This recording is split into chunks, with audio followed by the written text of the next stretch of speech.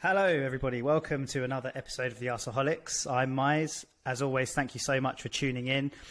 We'd really appreciate you supporting the channel just by smashing that thumbs up button. And if you can share us with any other gooners that you think will enjoy listening to us, we'd really appreciate it. So, Nero, Aaron and Raj, how are we doing, boys? Are you over that bad defeat at the weekend? The fact that Liverpool are losing 2-0 makes me feel a bit better. They should have, as I was telling the guys, they should have taken it a bit more easy against us, but they weren't all out against us, so they're suffering now, aren't they? Does it make you feel better or worse? Makes the fact that worse. I'll tell you, It makes me feel like how far we've fallen. Like they proper battered us, and now they're taking a little bit of a battering themselves against a team who aren't meant to be even very good at the moment. Like in their history, and look how far we've fallen. I mean, we were battered so badly, but yeah. Anyway, today's not to talk about Liverpool. No, it's not. So we are back in Europa League action on Thursday, facing Slavia Prague in the first leg of the quarterfinals at home.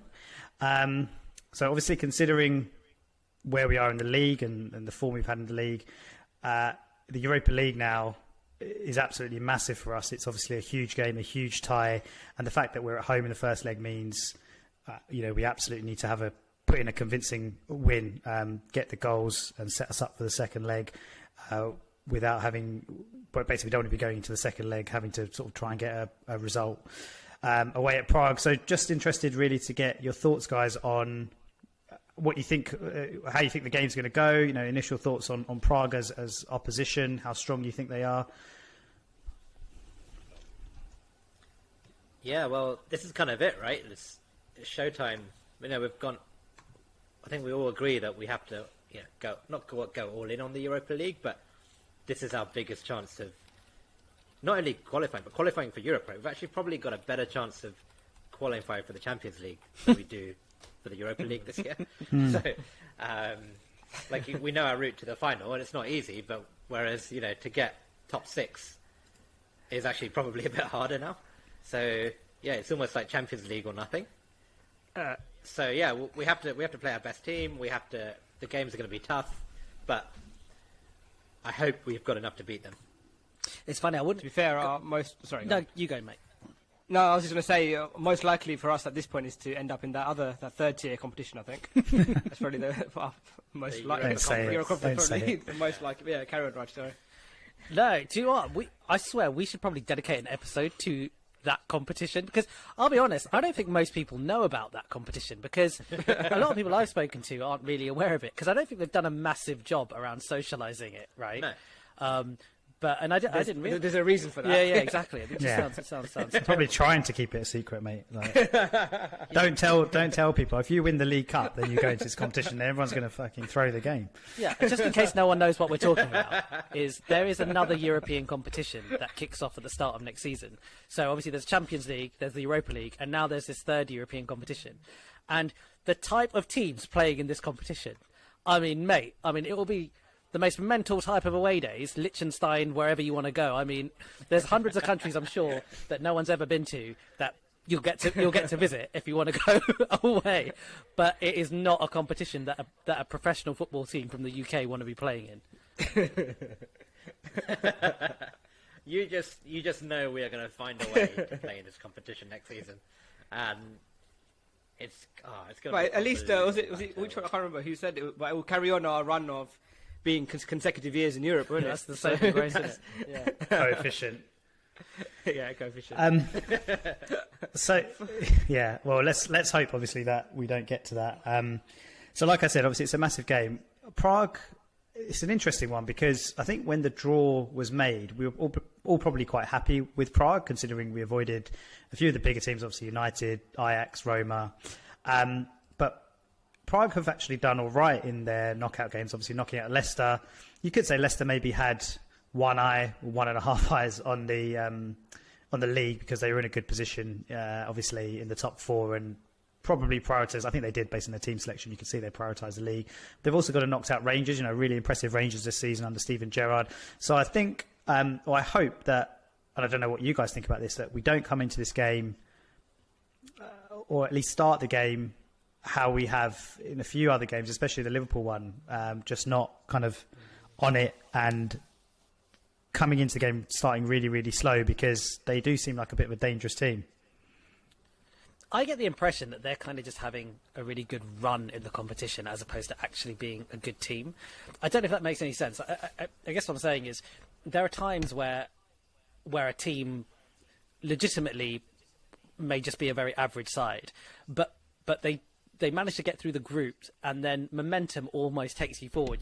You've got that kind of good feeling about you, and you're going in with that extra spring in your step. And when I look at the knockout games, like, I think that it's one of those that they were fortunate to play Leicester when they played Leicester. I think with Rangers it's a bit weird because the SPL is just so strange to understand in terms of your actual quality. I mean, like, Rangers have won, for example, Rangers have won the league at a canter, right? But if you look at some of the top performing players in the majority of the top performing players in the SPL, they actually play for Celtic in terms of like goals scored, assists, all that kind of stuff. Anyway, I guess that's by the point. I wonder, and maybe I'm being harsh on Prague, like, I wonder whether they've just had a fairly fortunate run in the cup, and I'm really hoping that we bring them down to earth. Like, we really should be making short work of a team like Prague, and I don't think that's being disrespectful. I think that's just a case of the sheer quality at which you have to play in the Premier League every week, the sheer fact that this is the biggest competition for us by far. But from that same point, would you not argue if you were their manager, you'd say probably the best time to be playing Arsenal as well? Sort of coming from a 3-0 defeat, our form hasn't been great either. We just about got past Benfica. So like you're saying, this is a cup competition, and sort of quality sometimes sort of goes out the window when it comes to this, these kind of games, especially when the pressure is on. And this season we've shown more often than not that we can't play well under the pressure. So if I was their manager, I would be pumping the guys up, thinking, yeah, we can go at Arsenal right now. They've just come out from a 3-0 defeat. At the same time with Arteta as well. If I was Arteta coming from a defeat, he's probably pissed off with the team, and it would have rallied them up a lot more to then go for it from the beginning against Slavia Prague on Thursday. So it's coming from a defeat. It could be a blessing in a way that we don't take this game too lightly or get too complacent from the beginning. Yeah, it's hard not to talk in like cliches for this game, because what I want to say is, like, if we turn up and we play like the big team over 2 legs, we should win. And it's this whole like complex that we have, but we're often sometimes so afraid to like assert ourselves on a game, especially against some of the smaller teams where, if we do respect them a bit too much, then there's a chance that we could sit back and almost give them a go at our defence, and our defence isn't good enough to keep them out. I think they scored quite a few goals over 2 legs against Rangers and Leicester as well, so they've clearly got goals in them. I really hope we play like a big team and take the game to them, and I'm hoping Smith Rowe and Saka will play, and actually we can turn up with a cohesive attacking performance. And if we do, I'm fairly confident we'll go through. But you just know we're going to make it difficult for ourselves somehow. So let's see what new, unique way we find to make it difficult for us. Yeah, I think both their centre backs are out as well. So they've got like a young centre back playing, and then potentially one of their left backs playing in the centre back position as well. So there's no reason why we should not just go from it from the. I know we said the same thing when we played Liverpool, but learn from that and just. You've got an inexperienced centre back and a left back playing centre back. They score goals, but at the same time they leaked quite a lot of goals as well, didn't they, against Rangers? So, like, I would use that as if I was Arteta, I would sort of bear that in mind and just go for it from the beginning. Like, don't hold back.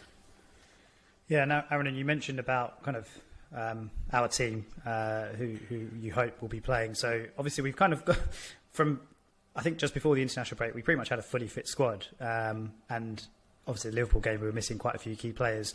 Now we know Louise is going to be out for a few weeks. I don't think there's been any news on Tierney yet, but let's assume he's out as well. Charles Watts, 2 weeks apparently. I think. Oh, it's 2 weeks. I read somewhere that he's missing both legs. But that was so. I think so. Nero, I don't know what time you read that, but there was stuff that was going around, and the stuff that was going around still wasn't actually based on any news from the club. It was still people kind of saying, from the type of injury that he sustained, you would guess that that's how long it's out for. Do you know what I mean? Okay, fine. So I don't think the club have actually said anything. But if it was good news, surely they'd have said it by now, right? Or... Maybe allegedly they had some Yeah. scans and they were waiting for the feedback of those scans, and allegedly. I think 2 weeks would be good news, wouldn't it? Yeah. Considering it's potentially ligament Yeah. damage. Yeah. 2 weeks is probably good because it means he's not missing the rest of the season. But yeah, I mean, so okay, we assume There might not be a season after 2 weeks. Yeah. Yeah, that's true as well. So Tierney, let's assume he's out. Charles Watts tweeted that Saka, Granit Xhaka and Smith Rowe are all training today, which is obviously a massive boost. Especially well, I'd say all of them, to be honest. But I just wanted to touch on, before we talk about how big a miss Tierney's going to be, potentially for a few weeks, I wanted to touch on Saka and ESR, because I don't know if you guys saw the analysis Gary Neville and Carragher did on the game from Saturday, the Liverpool game. And they talked a lot about the front four. Well, the front three, really, that started Pepe, Lacazette and Aubameyang. And they were pretty brutal with their assessment of those three players, the effort that they put in, and a number of aspects, really, of the game, you know, pressing, closing down, not really making any runs, a number of things. And obviously, we've been able to see what ESR and Saka have brought to the team. It's basically been the complete opposite. Like I said, I don't know if you guys saw the analysis they did of the guys that started, the front players that started against Liverpool. But what were your thoughts on that? I'm hoping that you've seen it, so you can talk about it. But. Yeah, I saw it. Yeah. It was very harsh and very direct. And you know, when I first watched it, I was like, that seems pretty fair. But then the more I thought about the Liverpool game and how annoyed I was after it, you know, if you look at the players that we had out, we had Saka out, we had Smith Rowe out, we had Xhaka out, we had David Luiz out, we had Tierney out for the second half, and then we were also playing, you know, Callum Chambers potentially out of position. I know Bellerin and Suarez are available, but you know, that's probably six non-first team players in the squad. So it was quite far away from our best 11, and I wonder how much Arteta had to compromise the tactics and the system to accommodate the players that were out, and how much, you know, we did end up playing Aubameyang on the left and Lacazette was on the middle and Pepe was on the right. Yes, you could definitely agree that despite the setbacks, that front three should be doing more to trouble Liverpool. But I wonder how much of that was a deliberate tactical decision and how much was actually, look, I don't fancy Willian on the left. I'd rather play Lacazette and Aubameyang together rather than having to pick and play Willian on the left. I think this Thursday will tell us a lot more about how Arteta sees Aubameyang in this team, where Arteta sees Lacazette in this team. Because if he really does see those three playing together as a choice rather than a compromise, then the warning bells will be ringing in my head. I think it'd been quite nice, to be honest, Aaron. Yeah, I was going to say. Yeah. I was going to say the same. I get the sentiment, because I think that any team, if you have, you know, if you take 4 to 6 players out of the starting 11, then just from a kind of cohesion thing, it's definitely going to make an impact. And we basically ripped out the spine as well, right? Like to a certain extent, ripped out, you know, elements of the spine at least. But I think, like, there's very few clubs, if any clubs, that are in these weird situations where you've effectively got a bunch of young players who have become first name on the team sheet, and then you've got people who are warming the bench who in theory should be they should on paper be the starters, right? You know, a bunch of 50, 60 million pound players or whatever. And as a result of that, I think it's not really about losing to Liverpool that I think ends up being the issue. It's about the manner at which we lost, and the manner at which those players that came in just weren't able to impact the game in any kind of positive way against a team that isn't the Liverpool that we played at the beginning of the season. Like, it's not the Liverpool of last season. And I think it's more around the manner of that and how you'd expect Aubameyang and Laka and Pepe to do something amongst themselves to have some kind of impact or footprint on the game, which they just didn't at all. Like, and I think maybe that's it. Yeah, I agree. I think my point is that I learned more on... Well, the game was on Saturday, right? I learned more about I've learned more about the specific players on Saturday than I did about Arsenal as a team on Saturday. I think, and I hope, and I've seen enough from our post kind of Christmas form to suggest that we are building something well, and that's when I see like a lot of trolls on social media criticize Arteta and people question Arteta. I'm not really worried yet to see that as a warning sign. Where I am concerned is actually, look, Aubameyang should be doing far more, even if he's playing out of position. Lacazette and Pepe should be doing more. Ceballos should be doing more. Holding and Gabriel should be doing more. And I think a lot of things went wrong, but I don't think it's a longer-term cause for concern unless we see the same mistakes repeated again on Thursday. But how long do you give before, as in, what is your... Do we give, as in, what stage do you then start saying it's not a growing, it's not a development stage, we're not, going through the cycle? At what stage do you call it and say, it's just, too many mistakes have been done now? It's like every game there's like, a silly mistake, or when do you say we're not at that, I mean, I was good. So for me, I think it's... Sorry, go on, Aaron. Go on. No, I think if we had played Saka, if we had played Smith Rowe, if we had played Xhaka, and we'd thrown out that performance that we did on Saturday, I would be really, really concerned for Arteta, and I'd be really concerned for the tactics and the way he's coaching. I almost think the injuries, I don't want to say give him an excuse or a place to hide, but I think Arteta has shown that he is willing to play and has realised that Smith Rowe, Saka, especially those two, are very key for us doing well going forward, and Lacazette can't really be relied upon. Pepe can't really be relied upon. Aubameyang out left can't really be relied upon. So I think if he had played those the front three of choice and we were still churning out such a bad performance, if they play on Thursday and we play as badly as we did against Liverpool, I would be very concerned. But I think I've seen enough from the front three that, our first choice front three, to suggest that actually, I don't want to say it's a one-off, but it's a personnel problem that we can fix rather than a team or manager problem. Yeah, but then same sort of, again, West Ham first half as well, right? The players came out, and it was pretty much that first team that played that you're talking about, and they weren't following Arteta's instructions, which I don't, I'm still confused by that statement. They've said it a couple of times. Against West Ham, it was Lacazette and Aubameyang as well, right? Saka didn't start that game, did he? No, Saka didn't start, but I think Lacazette, a couple of players, whoever gave the post-match interview said, yeah, we're disappointed, it's our fault, we didn't follow the instructions from the manager. Yeah. I think it's Lacazette. It's interesting because there's two I've never heard that before. Because there's two things there. Because one, it's a really interesting point because there's been at least two other times this season that I recall our players saying very similar things, and that's quite unusual. I can't remember many occasions where I've seen players lose a game or play badly and in interviews kind of go, we didn't do what the manager told us to do. It's kind of weird, but for Arsenal, it's happened a few times this season because it specifically, I remember, happened when we played against Man City, and as well. I think Kieran Tierney said that we didn't do what the manager had asked us to do. I think David Luiz had once said it before. We didn't do what the manager asked us to do, and in that's such a weird thing to say because it feels like they're defending Arteta. It feels like they know that he said, but then what do they say? If saying it once is fine, saying it twice okay, but the more you say it, then you just sound like a bunch of idiots.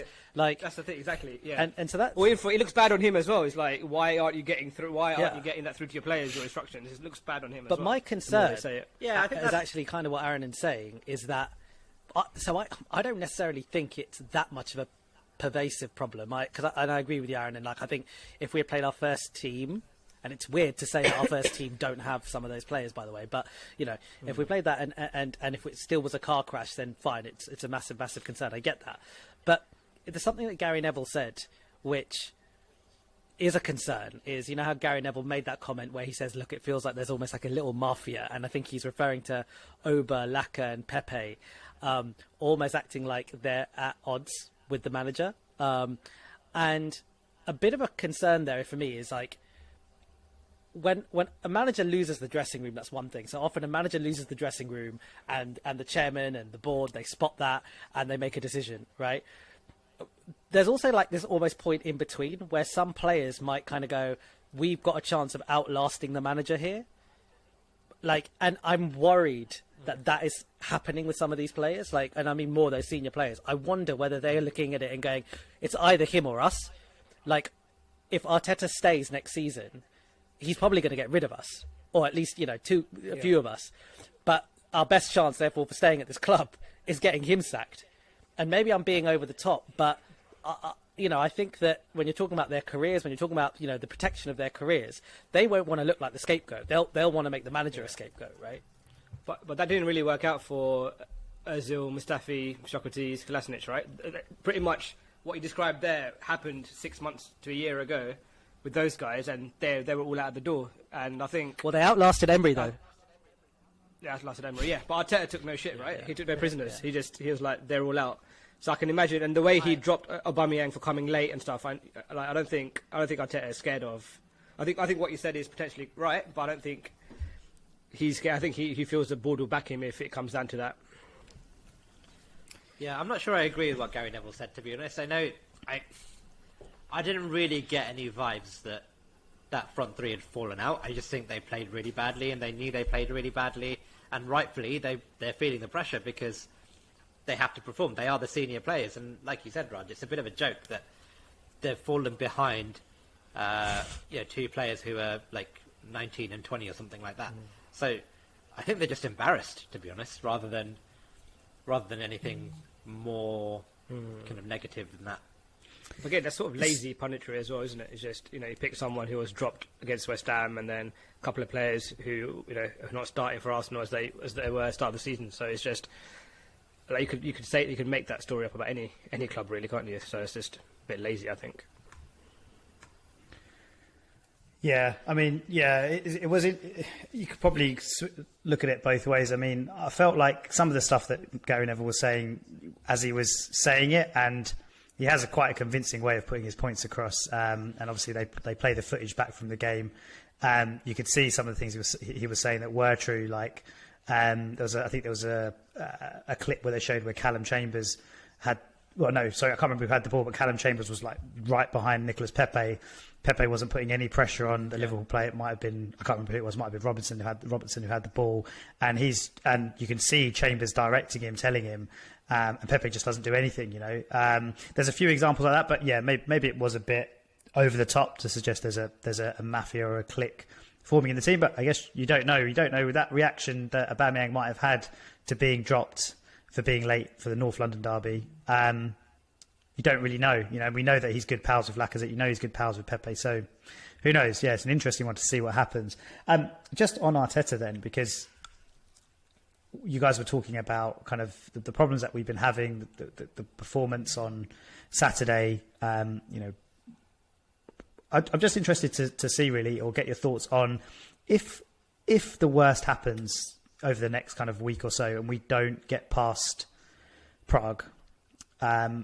Do you think Arteta should go? So basically, let's say we fail in the Europa League at this stage, at the quarterfinal stage. Do you think that it's a failure on Arteta's part, and then his job's on the line? No, not yet. And let's and I say this assuming we have our better players. So let's assume that Saka and Smith Rowe play and Xhaka's back in the team. I think even then, I think there are, we're on this journey as a team, and we can see things are undoubtedly getting better. But of course you have to draw the line and say, look, a manager does need to also get results in the short term as well as the long term. And I think it's a balancing act.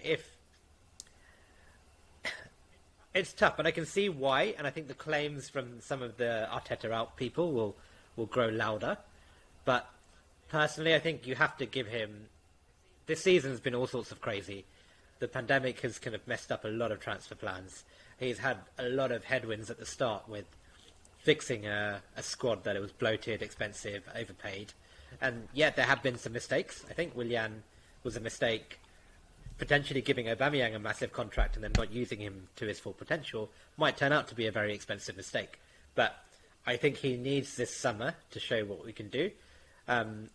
However, if, for example, this time next season we go out of the Europa League, let's hope we're in it, and we go out of the Europa League, or we're languishing around 10th place in the league, it's a very different conversation. But I still think he needs time to find and show his worth. Yeah, I second that. I'm not a fan of chopping and changing managers so frequently. I think we've seen improvements in certain areas. It's just the consistency of putting it back-to-back performances, and I think that will sort of come with time. I can sort of understand the Arteta out sort of side as well. Even the annoying thing is now we're talking about Smith Rowe and Saka, or mainly Smith Rowe, and he's only in the team because of luck in a way, because Willian was injured, and if that, and the fact that Arteta persisted to keep playing that initial front three for a long time, and then just by through injury Smith Rowe came in and sort of changed the fortunes of the club a bit as well. You can't really put that down to him. It's more luck, which is a bit frustrating. Just sort of certain ways how he's with players and stuff. Again, the way he reacted with Guendouzi is, maybe at the time it was, some people thought he overreacted, some people thought, he's making a stand. But I think his strict methods, like how he did with Aubameyang, it can be good. But at the same time, you can imagine players getting pissed off, players revolting, with such a strict regime going on there. That could be a reason why, in the long term, it might not work out. But I think it's just, it all depends on whether the players buy into his method, which is quite different, or not. And I think, time will tell. I think agree with Aaron, and if it's this time next year, if we're languishing in the same position and we don't really see any improvement from where we are now, then, it'll be a different conversation.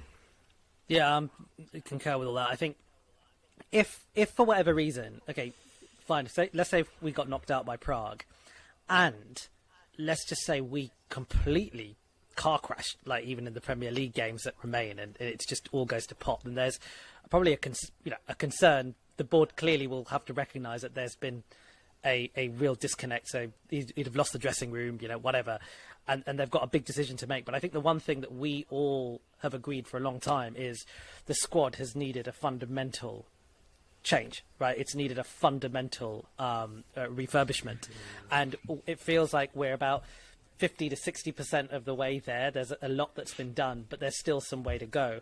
And so my concern really would be, it doesn't matter what manager you have, you still got to do all those things. And the players that have been brought in under the Arteta, Edu kind of era, for me, overall, they've got it right. I like the players that they've got brought in. And it's so on that basis, I basically just agree with you guys completely. I think that more or less, again, unless it's a complete crash, then I think that he should absolutely have next season and the windows, associated with that to make a difference at Arsenal. I also think we're going to be fans for many, many years. We have been fans for many, many years. And sometimes I think it's worth putting that into context, that always almost expecting kind of immediate success or whatever, there's something about doing things in a classy way and doing things in a way that feels right about your club. And I think when I look at Arteta, I look at someone who clearly loves the club, clearly identifies with the club, clearly has a type of philosophy. Yeah, okay, it might not work in the end, but I think there's a number of reasons why a club like ours, where we are right now, should probably just stick with it. And as fans, I think we just need to support that. He's got first 50 games, he's got a worse record than what Wenger and Emery had. Just throwing it out there. So I just wanted to ask. So I mean, me personally, my view on it is I agree with you guys, and you guys make pretty compelling arguments for why he should remain. I mean, just sort of playing devil's advocate, and not to talk about this for too long, but just playing devil's advocate. I mean, we've been awful in the league this season, right? And there are various reasons for that, Aaron, and you touched on it. It's been one of those seasons, but ultimately we've been pretty poor in the league and very inconsistent. And the Europa League has pretty much kind of carried our season. The fact that we've been progressing and we're still in it. And if we do go out in this tie, it's Prague at the end of the day, right? It's not we're not going out to United or one of the better teams in the competition, Ajax, Roma. We're going out to, like you guys said earlier, right? If we turn up, we win. There's not too many questions about it. It's not really a question of how good Prague are. It's if we turn up, we win and we go through. So obviously, if that doesn't happen, something's gone wrong somewhere. Whether it's another repeat performance of Liverpool, or similar to the performance we put in at Liverpool, whether Arteta sets the team up wrong, something's gone wrong somewhere. And like I said, I'm just playing devil's advocate really, and sort of almost thinking about why people might be questioning Arteta's future is, this is a kind of tie that there's absolutely no way we should be going out in. So, yeah, I mean, you guys seem pretty confident that even if we do go out, he'll still get the time to, build the squad, mould the team into what he wants it to be, etc. But I wonder, I don't know, I wonder what will happen if we do go out. Yeah, I just because of the opposition as well, Yeah, there will be. Yeah. Yeah. And I think that's fair. But who do you think, because the board will obviously think that if you do sack him, let's say, he loses to Prague and you sack him at this point in the season, who are you going to bring in at this point in the season, and what benefit? Maybe at the end of the season, maybe he just runs to the end of the season. I don't know. I don't think they will, and it seems like it's a long-term project, right? Like everything indicates that it's a long-term project. They're obviously backing him in the transfer window, all that kind of stuff. So, I just find, I mean, like I said, it's more of a devil's advocate kind of thing. It will be worrying if we don't get through Prague. And I think, like you said, Aaron, and there will have to be major questions asked, considering we're nowhere in the league. We're not. Yeah. I think my view on this is, look, we all hopefully at least accept that whilst the team is also a work in progress, the manager is also a work in progress. And he is going to make mistakes compared to, and probably more mistakes than a Carlo Ancelotti type. But the reason we go with someone like Arteta is that the ceiling that he will reach will eventually be higher. Mm-hmm.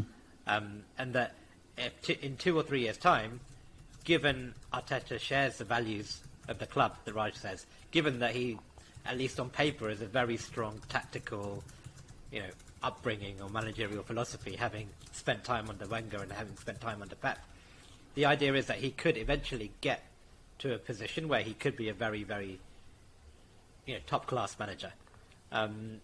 And, the question is he showing enough to kind of convince us that he is on the right trajectory to becoming a world-class manager? And are those blips that he gets wrong, like Liverpool, like potentially getting tactics wrong early in the season, like maybe not sticking with Lacazette and Aubameyang so early on in the season, not ditching them? Are we willing to excuse those mistakes for what will hopefully be a rewarding payoff at the end?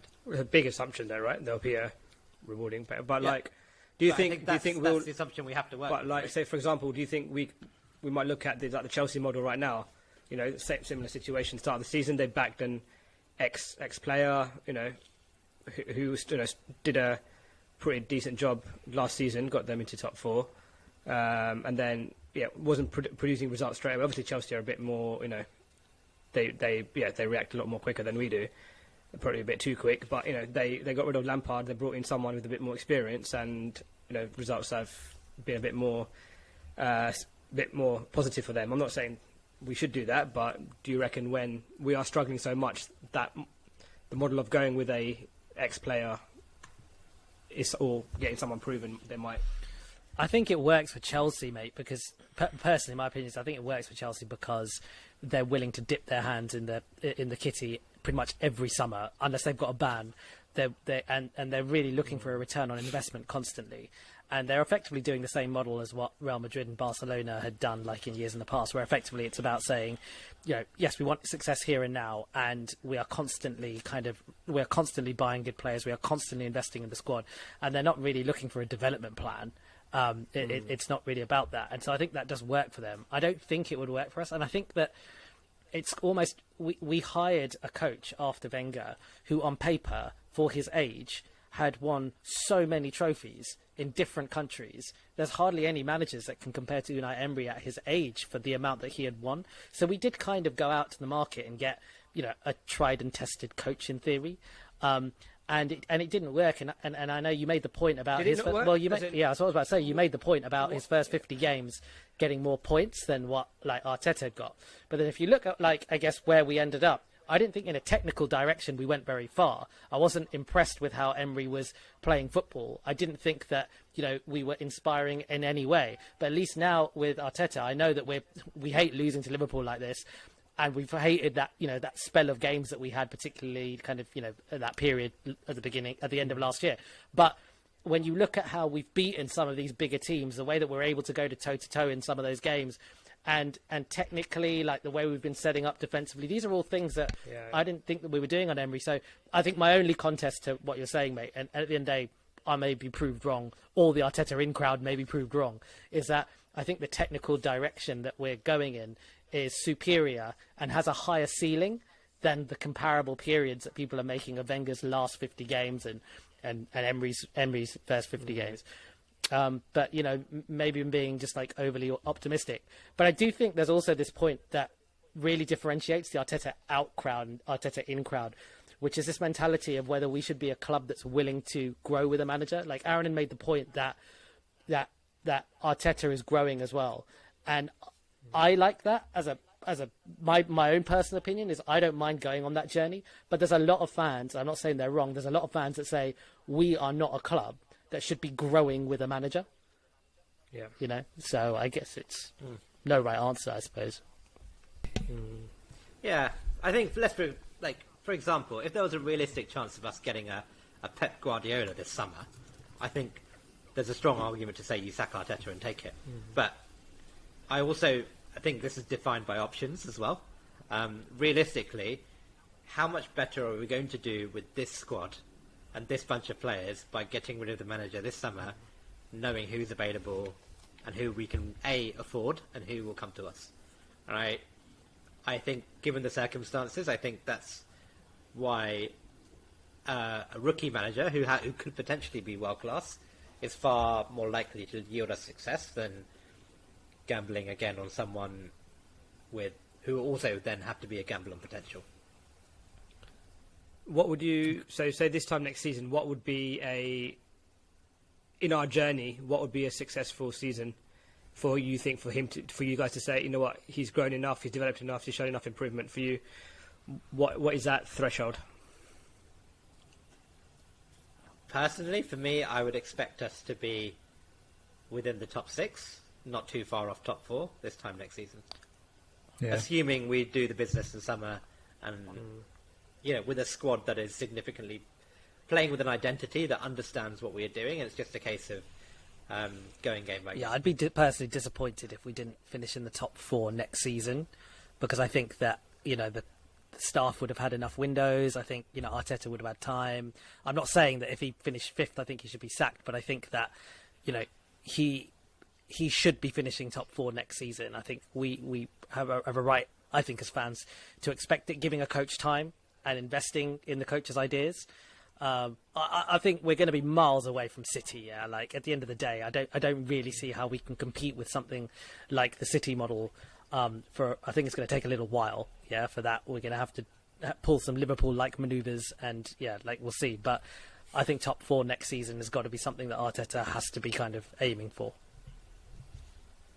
Yeah, and the reason I say top 4, 5th, is probably a bit more realistic is it depends on what the other teams do as well. And let's be realistic. City, Liverpool, Chelsea and Manchester United can all outspend us and build a much bigger team. And if they all play to potential, then top 4 is hard. Whereas this season, I actually think a lot of those teams didn't really play to potential, and everyone's been quite rubbish outside of City and maybe Man United. So it's a bit frustrating that I kind of wish the other teams were... I don't think the other teams will continue to be as bad as they have been over the last couple of years. Well, you might. Okay. What do you reckon? Yeah, I pretty much agree with what Aaron said. I think we really should be pushing for top 6. There needs to be signs of progression. Another 12 months is quite a long time in football. Like you said, there's another 2 transfer windows, a year to kind of mould the squad, get rid of the players he doesn't want to, raise funds from those players he doesn't want to keep, make decisions on people like Guendouzi, Torreira, all the question marks that we've got in the squad. You'd like to think, hopefully, even though we are in the middle of a kind of COVID hit market, we can still get some money for those players if they haven't got a future. And he'll be what, in a year's time, he'll be what, kind of almost 2.5 years in? you expect to 4 or 5 see. windows. Sorry. Yeah, Yeah, 4 or 5. about Yeah, 4 or 5 yeah. windows. Yeah. So I'd expect to see some. I mean, it's all about the league. I think like I said, the Europa League's carried our season a bit. As soon as we go out of that, if that happens, it changes the look of the season completely, right? So next season, the league needs to be. We need to be much better and much more consistent in the league. That's my expectation. All right, guys. Well, I think we may as well go around and get predictions for the game on Thursday. Nero, how do you think it's going to go? I'll say 2-2. I think there'll be loads of goals in the game. But So a bad I result. think it'll be a cagey game. Yeah. Just not overly confident at the moment, so I'll say 2-2. Okay. Aaron? I'm going to be really optimistic. I will go 4-1 Arsenal. Nero's laughing. No, I wish it is, but I hope you're right. No, one of these days, I predicted we wouldn't beat Liverpool, and that was so wrong. I was the only one who predicted we if would Saka lose. plays, if Smith Rowe plays, Yeah. yeah. If Saka plays, if Smith Rowe plays, if Xhaka plays, then 4-1. If they don't play, then who knows? No, I can't accept. I know Prague have had a good run. I know we've just got battered by Liverpool. I can't accept anything apart from a win. I do think we'll be cagey because we've got everything to lose. They're the underdog. They're going to have some fun, right? Like, this is a good fun ride for them. But I'm going to go with 3-1 to Arsenal. I do think we'll concede, unfortunately. Yeah. But I'm going to go 3-1 to Arsenal. So I was going to say 3-1 as well. I thought we'd concede 2, but I'll go 2-1 then. I think, and just to be different, I guess. And Dortmund have just scored against City. Oh. Liverpool 3-1. Well, yeah. So I'll go 2-1 then. Yeah, I think we'll get a win, but not as convincing as it should be, and then all to play for in the second leg. And just out of interest, then, do you guys think we're going to go through before we kick off the first leg? What are your thoughts on? Do you think we'll get through to the semis? I think so. I think we will. We should. I pray we do. So no, it's only Raj's I confident. don't want to do another podcast after we've gone out. We've got no excuse. Otherwise- we've got no No. excuse, have we, guys? But if we No, go out, no. then There's that's no- probably the last podcast for the season, isn't it? Season's done after that. Yeah, let's just shut. We should just shut. We're so lucky as well. The other point is, we're lucky. Like, our fixtures in between, we've got Sheffield United and we've got Fulham afterwards, right? Those are the games. Like, so we got look. And if we're not really focusing on anything on the league anyway, like, we there's no excuses. There's nothing. Like, we've just got to stop making excuses and just beat the teams we're supposed to bloody beat. And Prague as a team we're supposed to beat, right? Do you remember the days we're smashing them 6-0 or whatever, right? That was some of the players. Some of the players, that played in those games, in theory, wouldn't get in our team now. But it doesn't make any sense, does it? So we've got to do it.